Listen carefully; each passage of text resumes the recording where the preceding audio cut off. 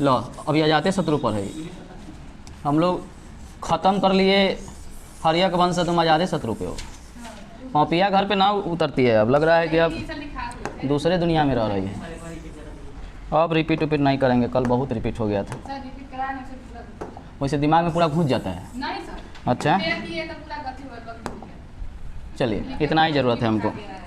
देखिए कल हम पढ़ा दिए थे आपको मगध, ठीक है। मगध में हम क्या पढ़ाए थे, थोड़ा रिपीट कर लीजिए 1 मिनट के लिए। पहला वंश हम क्या पढ़ा दिए थे, है नहीं, पहला हमने पढ़ाया था बृहद्रथ के द्वारा स्थापित किया गया था। कहाँ, राजगीर में। बृहद्रथ के द्वारा कहाँ स्थापित किया गया था, गिरी ब्रज में, राजधानी, ठीक है, जिसको अभी कहते हैं राजगीर, ठीक है। ये इसकी राजधानी था, ठीक है। यहाँ पे पड़ता है आपका राजगीर, ठीक है। इसी का पुत्र था कौन, जरासंध, ठीक है। इसकी भी राजधानी कौन था, गिरिव्रज था। इसने कोई विशेष काम नहीं किया था, क्षेत्र विस्तार भी सीमित ही इसके समय में मानेंगे। सबसे प्रथम शक्तिशाली वंश था हर्यक वंश, ठीक है। हाँ, 544 ईसा पूर्व में इसका सबसे शक्तिशाली शासक कौन था, बिंबिसार। बिंबिसार, घर पे कॉपी नहीं उलट रहे हो ना पढ़ रहे हो, बिंबिसार। इसने भी अपनी राजधानी कहाँ बनाया था, राजधानी इसका भी था गिरिव्रज, गिरिव्रज, जिसको हम लोग क्या कहते हैं अभी, राजगीर कहते हैं, ठीक है।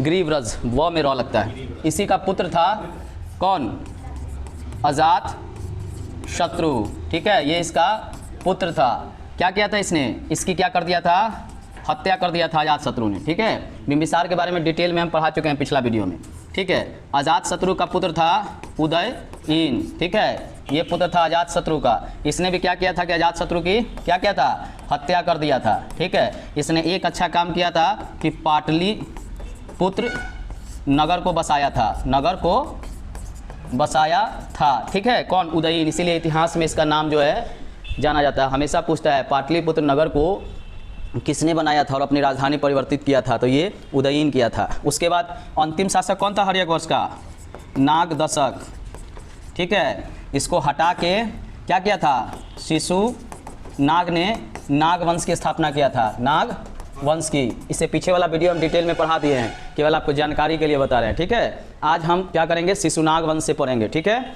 इसमें किसी को डाउट है, जो पिछला क्लास में पढ़ाए थे, पिछला क्लास में पढ़ा चुके हैं। अगर आप नहीं देखे हैं तो यूट्यूब पे जाइए, प्लेलिस्ट में हम आज डाल दिए हैं कल का वीडियो, उसमें देख लीजिएगा, ठीक है। ये हम पूरा पिछला क्लास का वीडियो हम यूट्यूब पे डाल दिए, वो आप जाके देख सकते हैं, ठीक है। इसको हम यहीं छोड़ेंगे। अब हम चलेंगे शिशुनाग वंश पे, ठीक है। किस वंश पे चलेंगे, शिशुनाग वंश पे।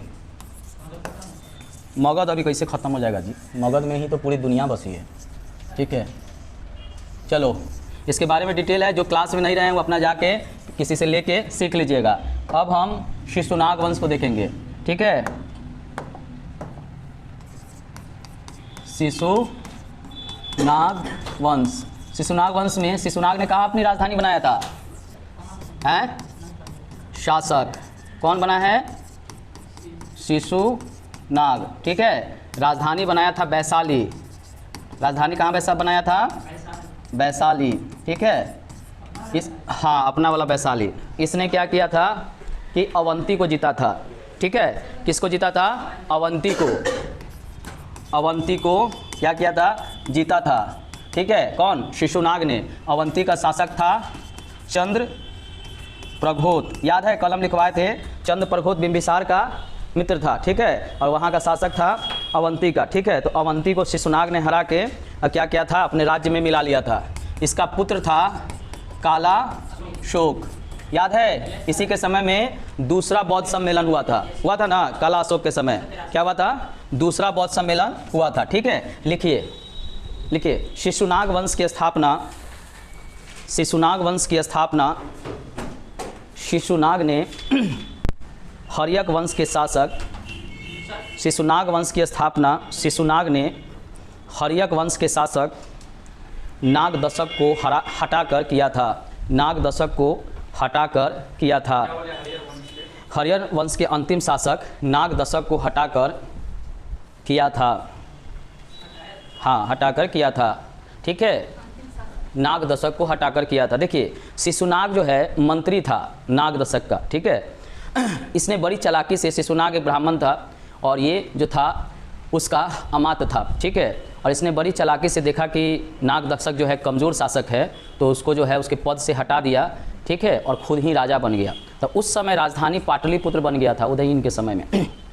तो शिशुनाग जान से क्या किया कि अपनी राजधानी परिवर्तित करके वैशाली ले गया, चूँकि वो वहीं का रहने वाला था, ताकि वो सुरक्षित रहे, ठीक है। और फिर जो है वह अवंती पर आक्रमण किया। अवंती पर आक्रमण करने का कारण था कि हर्यक वंश के शासक शिशुनाग जो अंतिम शासक था, उससे अवंती उसका मित्र था, ठीक है। क्योंकि बिंबिसार के समय से ही अवंती जो थे वह मित्र बने हुए थे मगध के, ठीक है। याद है पिछला क्लास में बताए थे, जीवक को भेजा था जब अवंती के शासक बीमार पड़े थे तब। तो इसी का बदला लेने के लिए क्या किया कि शिशुनाग ने हमला किया और अवंती के शासक को हराकर और उनके क्षेत्र को भी अपने क्षेत्र में मिला लिया। उसके बाद उसका पुत्र काला अशोक बना। काला अशोक भी अच्छा शासक माना जाता था, ये शिशुनाग का पुत्र था। इसने फिर क्या किया, अपनी राजधानी जो है पाटलिपुत्र लाया। कहाँ लाया? राजधानी पाटलिपुत्र लाया, ठीक है। लिखिए, शिशुनाग का पुत्र काला अशोक, शिशुनाग का पुत्र काला अशोक शासक बना। इसने अपनी राजधानी, शिशुनाग का पुत्र काला अशोक शासक बना।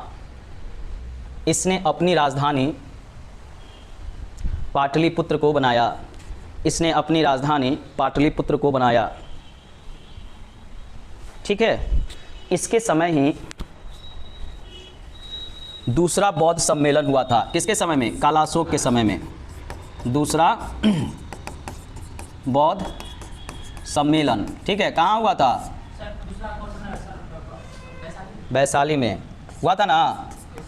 वैशाली में हुआ था कि नहीं? इसमें क्या हुआ था? बौद्ध धर्म दो भागों में बट गया था, अस्थवीर और महासंघिका। इस सम्मेलन की अध्यक्षता कौन किया था?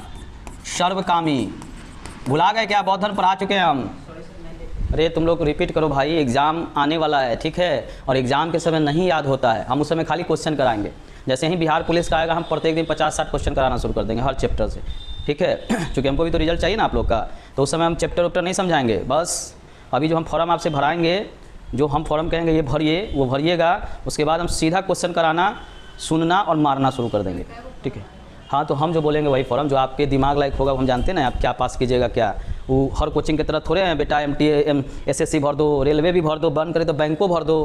तो हमको पैसा नहीं ना कमाने के लिए आए आप लोग से, ठीक है। उसके बाद किताब मंगाएंगे कंपनी का, लो बुआ किताब खरीद लो, ठीक है। यही हम दक्ष में चांद में विरोध किए थे कि भाई आप जो किताब बच्चे को दे रहे हैं करंट के लिए या GK के लिए, ये तो रद्दी है, इसमें से तो कुछ नहीं उसको आएगा। बोला सर पैसा सर देखिए ना क्या आप सर, ठीक है। इसीलिए हम वो कोचिंग छोड़े थे। तो हम वो नहीं चाहेंगे कि आप भी कीजिए, जो बुक बताएंगे वो पढ़ना है और जो फॉर्म बोलेंगे वही भरना है, ठीक है। और रोज़ मारेंगे और रोज़ सुनेंगे, टाइम बढ़ा देंगे, 6:30 में बुलाएंगे, 6 बजे बुलाएंगे, मारेंगे नहीं। याद नहीं कीजिएगा तो क्या करेंगे? आपके साथ हम पूजा करेंगे, है ना। तो अगरबत्ती लेके आएंगे, लीजिए अगरबत्ती चढ़ाएंगे, ठीक है। वो नहीं, अभी फॉर्म आएगा, कल आया है, हम बोलेंगे जाके भरिएगा, ठीक है। भर के और हमको अपना वो दिखाइएगा कि सही से भरे हैं कि नहीं। पिछला बार ये क्या किए थे, पुलिस वाला भरवाए थे, 2 लड़का गलत फॉर्म भरा, उसका एडमिट कार्ड ही नहीं आया, डेट ऑफ बर्थ ही गलत डाल दिया था। हाँ, तो डेट ऑफ बर्थ, माता पिता का नाम, ये 3 चीज़ गलत नहीं होना चाहिए। बाकी अगर आपका कुछ भी गलत होगा तो वो सुधार हो जाएगा, ठीक है। सुधार का प्रोसेस देता है, लेकिन डेट ऑफ बर्थ गलती कीजिएगा तो आपका सारा बेकार हो। उसमें गर्ल्स भी थी, पूरे 1.5 साल तक उसको पढ़ाया, जब एडमिट कार्ड आया तो उसका डेट ऑफ बर्थ गलत था, सारा मेहनत उसका बेकार हो गया। अभी वीडियो भी आपको दिखाएंगे, ले जाकर दौड़ाते भी थे, पिछला वीडियो होगा तो आपको बताएंगे। अब मारते भी थे, ठीक है। हाँ, तिरपालो टांगे पढ़ाएं, ऐसा नहीं है तो।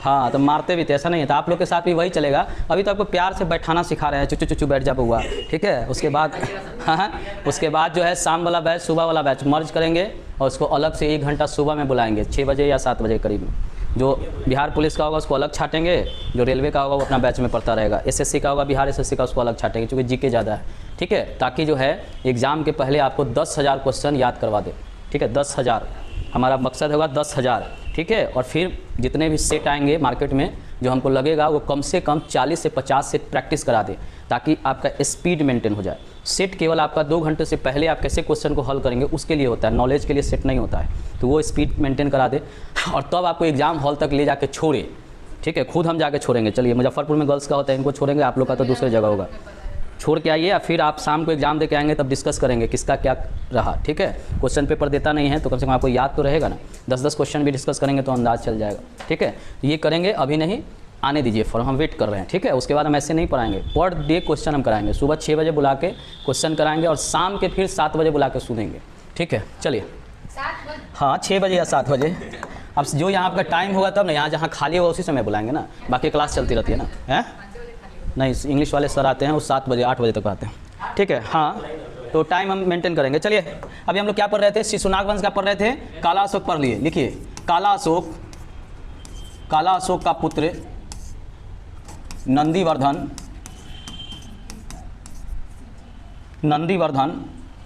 हाँ, काला अशोक का पुत्र नंदीवर्धन अंतिम शासक था।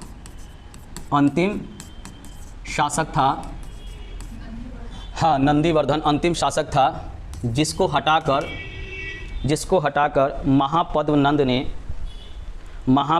ने नंद वंश की स्थापना किया था।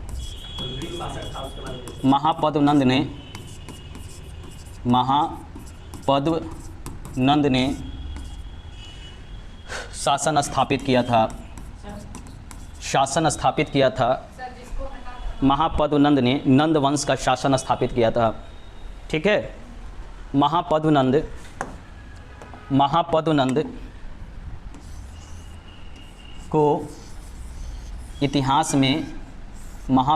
को इतिहास में सर्वछत्रांक के नाम से जाना जाता है। सर्वछत्रांक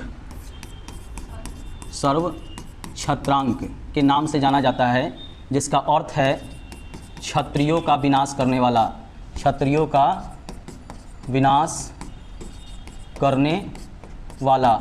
यह शूद्र वर्ण का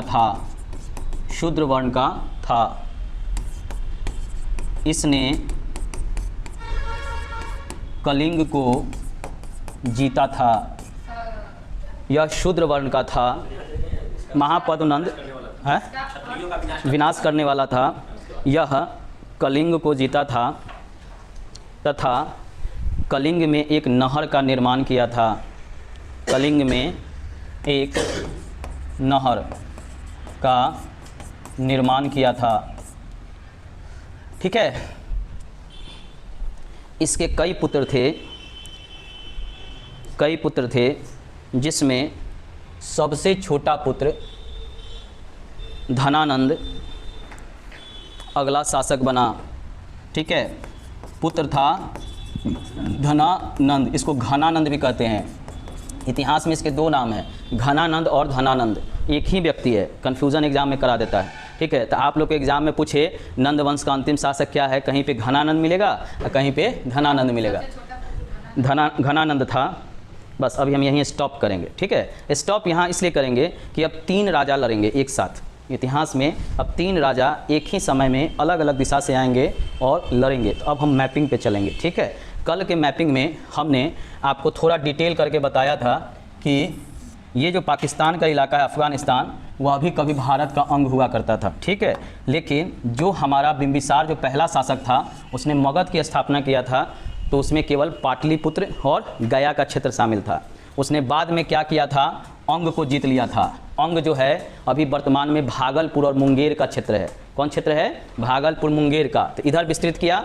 ऊपर में चिटक था, फिर क्या था, शादी किया था प्रसेनजीत की, नहीं किससे किया था, हाँ प्रसेनजीत की बहन से, महाकौशला देवी, तक काशी मिला। तो ये क्षेत्र यहाँ से बढ़ के यहाँ तक आ गया। फिर क्या किया, इधर चला गया, पंजाब के शासक क्षेमा से शादी किया बिंबिसार ने, तो फिर इधर ले ही बढ़ गया, ठीक है। ये इतना बड़ा कर लिया, ये काम किया बिंबिसार, कालाशोक नहीं बिंबिसार। उसके बाद अजातशत्रु उसका पुत्र था। तो ऊपर में था बज्जी संघ, ये जो ऊपर में जो छोड़े हुए थे ये था बज्जी संघ। तो इसको भी क्या किया कि मिला लिया। अब मिला लेने के बाद पूरा यहाँ से लेके यहाँ तक का क्षेत्र पूरा किसके अंतर्गत आ गया, ठीक है। उदयीन जब शासक था तब तक ये पूरा इतना बड़ा क्षेत्र था। फिर आ गया नाग, अंतिम शासक कौन, नागदशक हर्यक वंश का, तब तक ये रहेगा। उसके बाद आ गया शिशुनाग। तो शिशुनाग ने क्या किया कि इधर अवंती था, ठीक है। इस अवंती को जीत के शिशुनाग ने क्या किया, इसको क्या किया, अपने क्षेत्र में मिला लिया। तो इतना बड़ा क्षेत्र हो गया क्या, मगध, ठीक है। अब आता है कौन, महापद्म नंद। आया ना यहाँ पे महापद्मनंद जो नंद वंश का था, इसने क्या किया कि इधर कलिंग था जिसको अभी उड़ीसा कहते हैं, ठीक है, यही कलिंग था, तो इसको भी जीत के कुछ समय के लिए मिला लिया। तो ये इतना बड़ा क्षेत्र का शासन जो है, अंतिम जो शासन था वह कौन बना, आपका धनानंद, ठीक है, कौन बना, धनानंद। इसने कई युद्ध किए और देखते देखते इसने यहाँ तक का क्षेत्र, ये सब क्षेत्र जो है अपने राज्य में मिला लेता है। ऊपर में ये यहाँ तक का क्षेत्र पूरा जो है वह किसके अंतर्गत आ जाता है, धनानंद। देख लीजिए इतना बड़ा क्षेत्र पर अब शासन हो गया किसका, धनानंद का। और ये काफ़ी उत्तर भारत का सबसे शक्तिशाली शासक था। यहाँ तक किसी को डाउट, मानचित्र के अनुसार आपको समझा दिए, किसी को किसी प्रकार का डाउट नहीं। अब उसके बाद हम आगे चलेंगे, ठीक है। अब एक बहुत बड़ी समस्या आ गया कि भारत के तरफ धनानंद के समय ही सिकंदर बढ़ रहा था। नाम सुने हैं, सिकंदर विश्व विजेता कहा जाता है, मात्र 6 गो देश जीता था और उसको कहा जाता है विश्व विजेता, ठीक है। इतिहासकार जिसको चाहे जब बना दे, ठीक है। 6 ही जिन देश को जीता था और उसको बना दिया गया इतिहास में विश्व विजेता, क्योंकि मात्र 33 साल की उम्र में उसकी मृत्यु हो गई थी और जो युद्ध उसके द्वारा जीता गया था वह काफ़ी महत्वपूर्ण था, ठीक है। अब थोड़ा सा हम यहाँ पे सिकंदर लाएंगे, ठीक है। नाम सुने हुए इसका, कौन था ये है? अब यहाँ पे आने दीजिए सिकंदर को, ठीक है।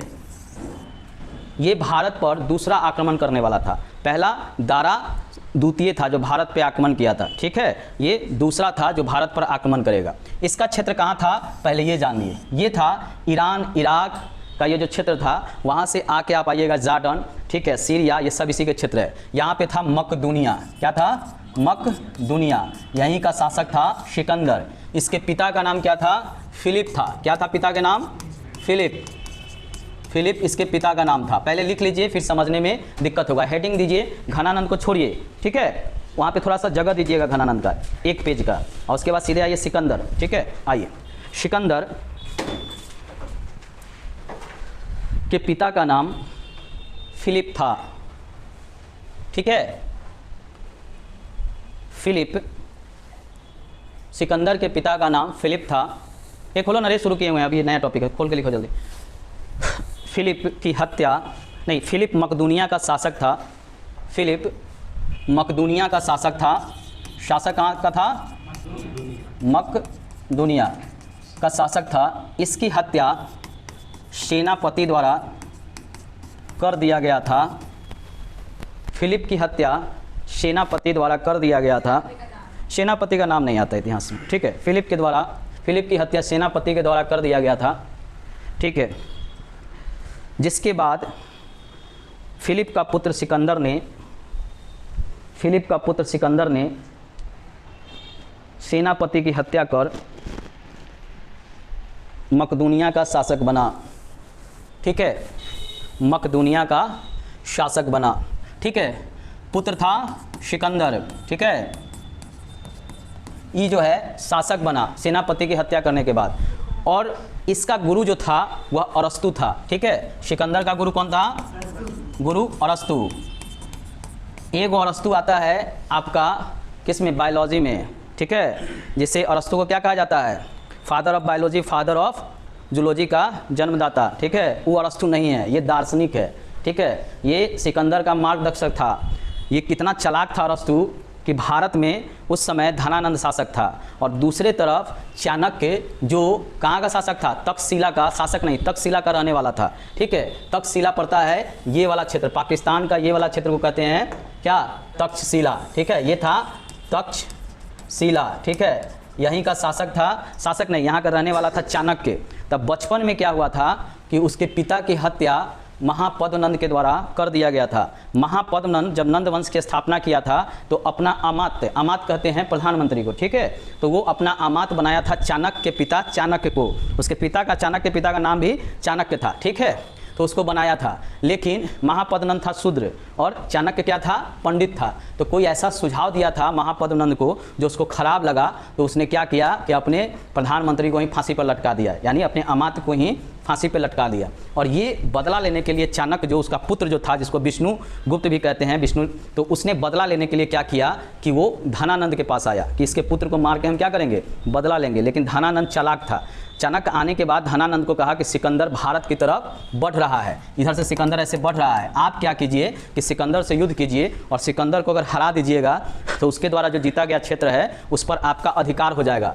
धनानंद जो था वह जानता था कि हमारा जो सेना है इतना शक्तिशाली नहीं है कि सिकंदर को हरा दे। उसको ऐसा लगा कि ये जो ब्राह्मण है चाह रहा है कि हम आपस में लड़ जाएं और फिर जो है अगर हम हार जाएंगे तो क्या करेगा, मेरे क्षेत्र पर ये कब्जा कर लेगा। और इसीलिए चाणक्य को क्या करता है, भरी सभा में धनानंद के द्वारा लात मारा जाता है और वो क्या लात मार देता है, ठीक है, और वो क्या होता है, गिर जाता है। गिर जाने के बाद उसकी चुटिया खुल जाती है।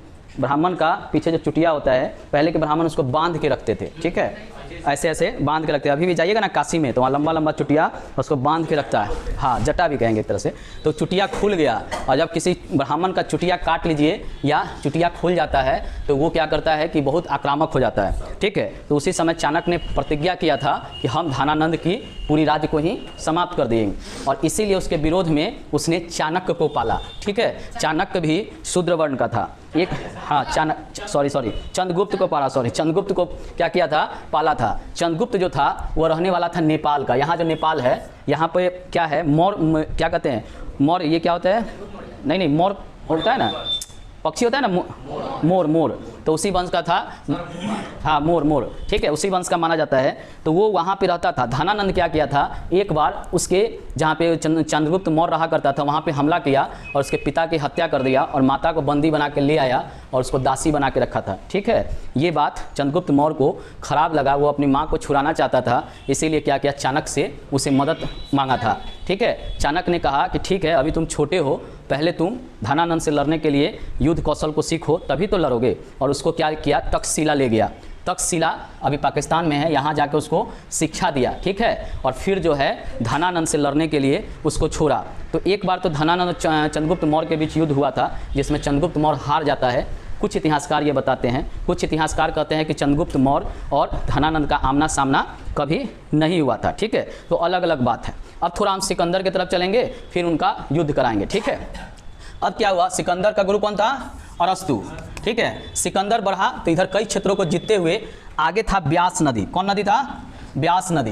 ब्यास नदी, ये नदी था ब्यास, इसके इधर धनानंद का शासक था, ठीक है। और इसके इधर यहाँ पे एक छोटा सा देश था, ठीक है, पोरस वहाँ का शासक था, ठीक है। लिखिए सिकंदर का, हाँ सिकंदर में लिखिए, सिकंदर का भारत में नहीं, सिकंदर ने भारत, इसलिए सिकंदर ने भारत में कई राज्यों को जीता जिसमें तक्षशिला का शासक आम्भी ने बिना सिकंदर से युद्ध किए आत्मसमर्पण कर दिया था। जिसमें तक्षशिला का शासक आम्भी ने बिना युद्ध किए आत्मसमर्पण कर दिया था। तक्षशिला का शासक आम्भी था, वो सिकंदर से लड़ने के बजाय क्या किया कि अपने राज्य को ही इसके हवाले कर दिया था, ठीक है, आत्मसमर्पण कर दिया। सिकंदर का अगला युद्ध पोरस के साथ झेलम नदी के किनारे हुआ। जिस युद्ध में पोरस की हार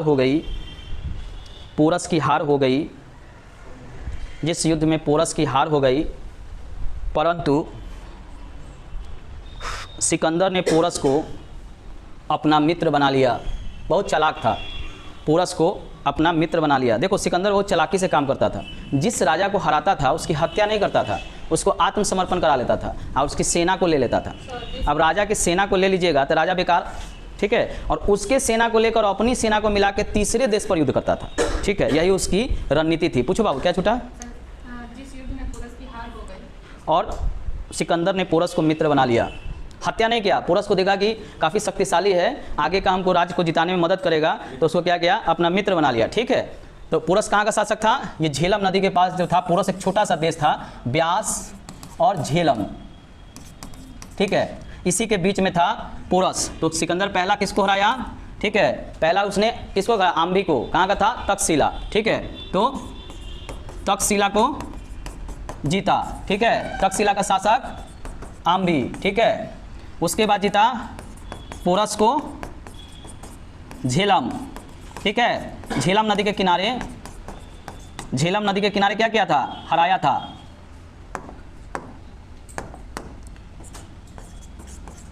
किनारे हराया, ठीक है। और उसके बाद क्या किया, पोरस को मित्र बना लिया, ठीक है। अब क्या हुआ, मित्र बनाने के बाद अगला टारगेट था क्या, मगध। वहाँ का शासक घनानंद काफ़ी शक्तिशाली, कई राज्यों को जीता था, कई क्षत्रिय राजा को मार के उनका क्षेत्र हड़प लिया था। ये उसके पिता के समय से ही चला रहा था, महापद्मनंद। उसने अपना प्रण किया था कि हम जितने भी क्षत्रिय शासक हैं यानी राजपूत शासक हैं, उन सभी को मार के और उनका क्या करेंगे, क्षेत्र को हड़प लेंगे। इसीलिए उसको परशुराम के नाम से भी जाना जाता है, ठीक है। परशुराम क्या कहते थे, क्षत्रियों को मारे थे ना, याद है ना। 21 बार पृथ्वी पर से क्या किए थे, क्षत्रियों का विनाश किए थे, राजपूतों का, ठीक है, परशुराम जी। तो वही वो सोचा था, क्योंकि बचपन में जो है जो क्षत्रिय थे उसके द्वारा महापद्मनंद को बहुत सताया गया था, इसी का वो बदला लेना चाहता था। उसका पुत्र भी उसी तरह क्षत्रिय के राज्य पर हमला करता और जीत लेता। तो पूरे इधर क्षत्रिय के राज्य थे, उन सब को हरा के क्या किया था कि जीत लिया था। अब यहाँ पर व्यास नदी था, ठीक है। तो इसके इधर मगध यानी धनानंद शासक का यहाँ तक पहुँच गया सिकंदर। कौन पहुँच गया, सिकंदर, ठीक है। तो अब बस दो ही इधर पर राजा था जिससे युद्ध होना था। किस किस राजा से युद्ध होना था, घनानंद और सिकंदर से, ठीक है। अब इसके बाद क्या हुआ कि सिकंदर जो है आगे बढ़ना चाहता था, परंतु उसका जो सेना था वह आगे बढ़ने से मना कर दिया। क्यों मना किया, उसका मानना था कि आगे जो राजा है वह है कौन, शक्तिशाली और घनानंद। और यहाँ तक आ गया कौन, सिकंदर। बीच में व्यास नदी सीमा, ये केवल व्यास नदी का सीमा था, ठीक है। यहाँ तक आ गया सिकंदर की सेना, ठीक है, इधर से पूरा जीतते हुए। अब यहाँ पे आके दोनों सेना खड़ी हो गई, ठीक है। अब सिकंदर का सेना जो है वह आगे बढ़ने से मना कर दिया। कई कारण थे। एक तो मानना था कि अरस्तु ने बताया था कि भारत में प्रवेश करने के पहले वहाँ के मौसम के बारे में ज़रूर जानकारी ले लेना। अभी व्यास नदी काफ़ी उफानों पर थी, काफ़ी पानी था उसके भीतर, और उसको पार करना उस समय सैनिक के लिए क्या था, बहुत कठिन था। दूसरा था कि कई सालों से सिकंदर की सेना लड़ रही थी और अपने घर नहीं गई थी, तो सिकंदर की सेना चाह रही थी कि एक बार हम घर से होकर आते हैं, फिर हम क्या करेंगे, युद्ध करेंगे। यानी सेना जो था वो थक गया था, ठीक है। और तीसरा था कि भारत में महामारी का प्रकोप जो था वह उसके सैनिकों को लगा, क्योंकि जैसे ही व्यास नदी के पास उसने कैंप डाला तो कई सैनिकों की मौत हो गई थी अचानक, ठीक है। तो उससे भी क्या हुआ था कि सेना में भगदड़ मच गया था, डर पैदा हो गया था, ठीक है। सिकंदर की सेना आगे बढ़ने से मना कर देता है, और जब सेना ही आगे नहीं बढ़ेगा तो राजा क्या करेगा, कुछ नहीं करेगा। तो फिर सिकंदर वहाँ से लौट जाता है। देखिए, सिकंदर की सेना व्यास नदी के पास, सिकंदर की सेना व्यास नदी के पास पहुँच जाती है। सिकंदर की सेना व्यास नदी के पास पहुँच जाती है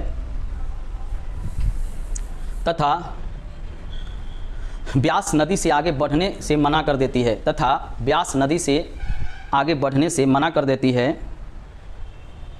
क्योंकि व्यास नदी में पानी काफ़ी था तथा पानी काफ़ी था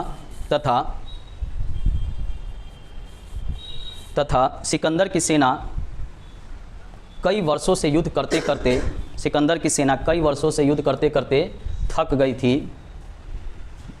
वह अब घर लौटना चाहती थी।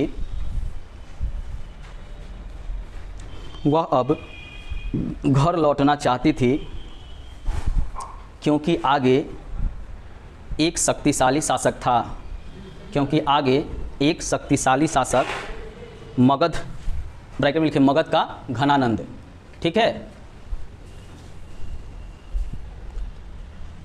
यहाँ तक समझ गए, ठीक है। का शासक घनानंद था, ठीक है। आगे लिखिए, सिकंदर का सेनापति सेलुकस, हाँ, सिकंदर का सेनापति सेलुकस निकेटर था। ब्रैकेट में लिखेगा स्थल सेनापति, जमीन से सेलुकस निकेटर, हाँ, सेलुकस निकेटर, ठीक है। सेनापति स्थल मार्ग यानी जमीन मार्ग का था कौन, सेलुकस निकेटर, ठीक है, था। सेलुकस निकेटर के नेतृत्व में सेना मकदूनिया लौटने लगती है। सेलुकस निकेटर के नेतृत्व में सेना मकदूनिया लौटने लगती है। रास्ते में ही बेबीलोन के पास सिकंदर की अचानक मौत हो जाती है। बेबीलोन के पास सिकंदर की मौत हो गई। कारण क्या था ये भी जान लीजिए। सिकंदर की कई पत्नियां थी, ठीक है। तो एक पत्नी जो थी वह सिकंदर को बहुत प्यार करती थी, लेकिन सिकंदर जो था कहा जाता है कि उसके पास बहुत कम जाया करता था। इससे वो नाखुश हो गई थी, और नाखुश होने के बाद कहा जाता है कि उसने जहर दे दिया था सिकंदर को। एक तो इतिहास ये कहता है। दूसरा कहता है कि सिकंदर को फीवर हो गया था, बुखार हो गया था, ठीक है। और उस बुखार में भी वह युद्ध करना चाहता था, परंतु सेना जितने भी सैनिक है वो मना कर दिया था। और उसी बुखार में ही वह अपने घर लौट रहा था, तो ज़्यादा फीवर के कारण जो है उसका बेबीलोन के पास आते आते उसकी मृत्यु हो जाती है, ठीक है, अचानक, ठीक है। फीवर में भी मौत होता ही है, आप लोग भी जानते हैं। इतिहासकार दो बात बताते हैं। तीसरा कहता है कि कई वर्षों से युद्ध करने के बाद उसके शरीर पर कई अस्त्रों के निशान हो गए थे। युद्ध में घायल हो जाता है तो वो घायल हो गया था, ठीक है। और घायल अवस्था में भी कई बार वो युद्ध करते रहता था, ठीक है। और उसी के कारण जो है सही समय पर उसका उपचार नहीं हुआ, तब बेबीलोन के पास जो है उसकी मृत्यु हो जाती है, ठीक है। तो सिकंदर का राम कहानी खत्म, ठीक है। 33 वर्ष की अवस्था में इसकी मृत्यु होती है, ठीक है। 33 वर्ष, इतने वर्ष में इसने बहुत बड़े बड़े काम किए हैं, इसीलिए इसका इतिहास में जो है नाम अमर हो जाता है। तो इसके राम कहानी हम लोग खत्म कर लिए। अब आइए घनानंद की तरफ, ठीक है। चैप्टर जो छुड़वाए थे ना एक पेज, वहाँ जाइए, लिखिए। घनानंद का युद्ध चंद्रगुप्त मौर्य से होता है। घनानंद का युद्ध चंद्रगुप्त मौर्य से होता है, मौर्य से होता है, ठीक है। 322 ईसा पूर्व में, ठीक है। चंद्रगुप्त मौर्य से होता है, जिसमें चंद्रगुप्त मौर्य चाणक्य की सहायता से धनानंद को हराकर उसकी हत्या कर देता है। धनानंद को हराकर उसकी हत्या कर देता है ने चाणक्य की सहायता से, उसका गुरु था चाणक्य जो उसको बता रहा था कैसे क्या करना है, हराकर धनानंद की हत्या कर देता है और मगध पर अधिकार कर लेता है। यानी अगला शासक मगध का कौन बन गया? चंद्रगुप्त मौर्य, ठीक है। 3 शासक यहाँ पे मिले ना आपको, ठीक है, इसीलिए कहते हैं अलग अलग लिखना है। देखिए, बदला लिया चाणक्य ने, किसका? अपने पिता चाणक्य की हत्या का। उसके पिता की हत्या कौन किया था? महापद्नंद ने, यानी धनानंद के पिता ने, ठीक है। उसी का बदला लेना था चाणक्य को, ठीक है, हाँ, चाणक्य को। चंद्रगुप्त तो उसके पिता की हत्या किया, बंदी बनाया, लेकिन वो प्रण नहीं ना किया था। चाणक्य को लात मार दिया था धनानंद, उसकी चुटिया खुल गई थी, तो उसने प्रण किया था कि एक दिन हम तुम्हारे राज्य का विनाश कर देंगे। आज जानते हैं कितना साल बाद विनाश किया है? प्रण लिया था बचपने में, लात मारा बचपने में, अब 25 साल बाद उसकी हत्या किया था धनानंद की, ठीक है। एक शूद्र को शूद्र से लड़वा दिया था। चंद्रगुप्त मौर्य भी शूद्र, धनानंद भी शूद्र, दोनों को लड़वा के क्या किया? पंडित अपना काम निकाल लिया। चाणक्य पंडित था, ठीक है, और उसने क्या किया कि दोनों को लड़वा दिया और धोखे से चंद्रगुप्त मौर्य के द्वारा धनानंद को मरवा दिया। अब फिर जो है चंद्रगुप्त मौर्य को राजा बना दिया और उसका प्रधानमंत्री खुद जो बन गया चाणक्य। चाणक्य जैसे करता था चंद्रगुप्त वैसे ही करता था, अपने मन से नहीं करता था। इसीलिए चंद्रगुप्त मौर्य जो है उसके बारे में हम डिटेल पढ़ाएंगे। चंद्रगुप्त मौर्य था शूद्र वर्ण का, राजा होने के बाद भी वर्ण व्यवस्था में उसको स्थान नहीं मिल पा रहा था। इसीलिए अंतिम समय में जैन धर्म के गुरु भद्रबाहु थे, उसके नेतृत्व में उसने जैन धर्म को स्वीकार कर लिया था, ठीक है। और फिर चंद्रगुप्त मौर्य, ठीक है, और फिर श्रावण बेलगोला जो कर्नाटक में, वहाँ जाके जैन परंपरा के अनुसार यानी संलेखना विधि से अपने शरीर का त्याग कर दिया। बिंदुसार के समय भी चाणक्य प्रधानमंत्री रहता है, ठीक है, तो उसका रोल है, उसको हम लोग कल क्लास में देखेंगे क्योंकि वो बड़ा है। अब हम कल नया वंश पढ़ेंगे चंद्रगुप्त मौर्य से, और इसके बाद जो है इनके बेटा बिंदुसार, फिर अशोक, फिर उसके बाद कई राजा आएंगे, उसके बारे में डिटेल से पढ़ेंगे। कोई दिक्कत? कल इसका हम क्वेश्चन करा देंगे, ठीक है। कल इसमें जो बनेंगे क्वेश्चन उसको हम लोग कल देखेंगे, ठीक है। चलिए, हाँ बोलो ना। हाँ, उसको कई नाम से जानते हैं, इतिहास में उसके कई नाम है, 3 नाम है, ठीक है। कल हम लोग देखेंगे उसके बारे में। हाँ, कौटिल्य, विष्णुगुप्त और चाणक्य, तीनों नाम है उसके। और कोई पूछे? कोई बात नहीं। और कोई आप लोगों को पूछना है? हाँ हाँ, बोलो बोलो बोलो बोलो। क्या क्या? Current affair? नहीं, मैथ वाला लड़का आ गया। करेंट अफेयर कल जो है ना शुरू में आके आप लोग का करा देंगे। और किसी को कुछ पूछना है? हाँ, चैप्टर समझ में आया? देखो 3 राजा है, आराम से पढ़ोगे तभी समझ में आएगा। अभी 2 राजा खत्म किए हैं, तीसरा राजा आएगा चंद्रगुप्त मौर्य, यहाँ से सॉलिड है, ठीक है।